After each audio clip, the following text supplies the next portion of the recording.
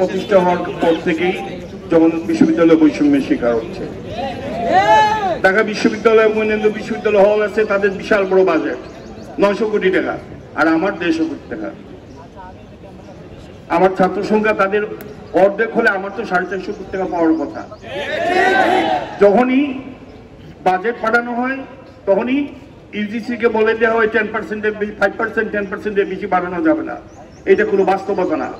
বাস্তবতা হচ্ছে ছাত্রের সংখ্যা যা সেই অনুপাতে আপনি বাজেট বরাদ্দ দেবেন, ছাত্ররা সুবিধাজনক জীবনযাপন করবে, তাদেরকে আমরা সবচেয়ে বেশি সাহায্য সহযোগিতা করব। আমার ছেলেদের তো থাকার জায়গা নেই।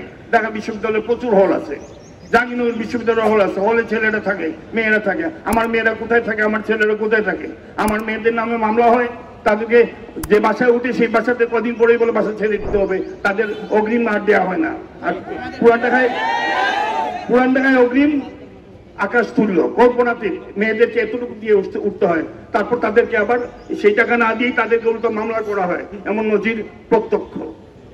আমি বলবো আমাদের যে হলগুলো ছিল, যে হলগুলোর জন্য আমরা আন্দোলন করেছি, রক্ত দিয়েছি, সেই হলগুলো আমাদের পুনরুদ্ধার করতেই হবে। আমাদের ছেলেমেয়েরা ওই হলগুলোতে ছিল, এখন যদি কারো দখলে থাকে আমাদের ছেলে মেয়েদের কাছ থেকে কেড়ে তারা নিয়েছে। সেই বিবেচনায় এই হলগুলো আমাদের এবং আমাদেরকে ফেরত দিতে হবে। ঢাকা বিশ্ববিদ্যালয়ের বাজেট বা 5% বাজেট বৃদ্ধি আমরা চাই না। আমরা চাই আমাদের প্রত্যেকটা ছেলে মেয়ের ন্যায্যতা অনুসারে, বাজেটের অনুপাত অনুসারে ঢাকা বিশ্ববিদ্যালয়ে যা দেওয়া হবে সেই অনুপাতে আমাদের প্রত্যেকটা ছেলে মেয়েকেও দিতে হবে। সেই ক্ষেত্রে আমলাদের সেই আমলাতান্ত্রিকতা ইউজিসি প্রস্তাব পাঠালেও তারা সেটাকে বাতিল করে দেয়, এটা হতে পারবে না।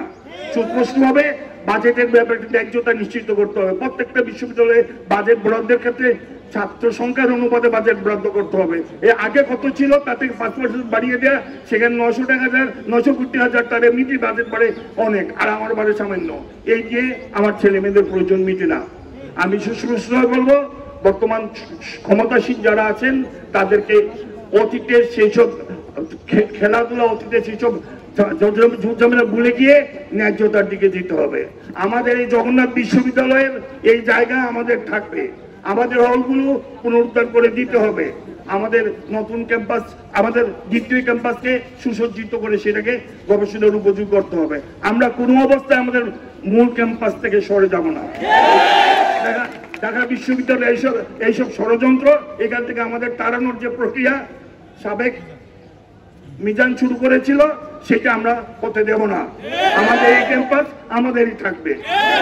আমরা এই ক্যাম্পাসকে গবেষণা সমৃদ্ধ ক্যাম্পাস করব। আমাদের এখানে নতুন নতুন ভবন সৃষ্টি স্থাপন করব। আমাদের ছেলে মেয়েদের ভবিষ্যতে এখানে থেকেই তারা যাতে প্রফেশনাল কোর্সগুলো করতে পারে, গবেষণার কাজ করতে, পিএইচডি করতে পারে, এমফিল করতে পারে, সেই সব ব্যাপারে আমরা নজর দেব। আমাদের ছেলে মেয়েদের বর্তমান সময়ে যে দাবি, সেই দাবির দাবি যৌক্তিক দাবি। এখানে পুরান ঢাকায় থাকার জায়গা নেই, কোনোভাবে কষ্ট করে থাকে, তাও বিশাল খরচ দিতে হয়। এই খরচ যোগান দেবে কে? কার বাবার ক্ষমতা আছে ফার্স্ট ইয়ারের ছেলেকে 5,000-7,000 টাকা দিয়ে আমার এখানে যারা ভর্তি হচ্ছে ম্যাক্সিমাম লোয়ার মিডল ক্লাস বা লোয়ার ক্লাসের ছেলে পরিবারগুলো থেকে আসে। এদেরকে সাহায্য, আর্থিক সহায়তা দিতে হবে। আমরা এখানে ভিক্ষা চাচ্ছি না, আমরা বলছি ন্যায্যতা অনুসারে আপনারা অর্থ বরাদ্দ করেন, আমাদের ছেলে মেয়েরা এমনিতেই বিশ্ববিদ্যালয়তে সহযোগিতা হবে।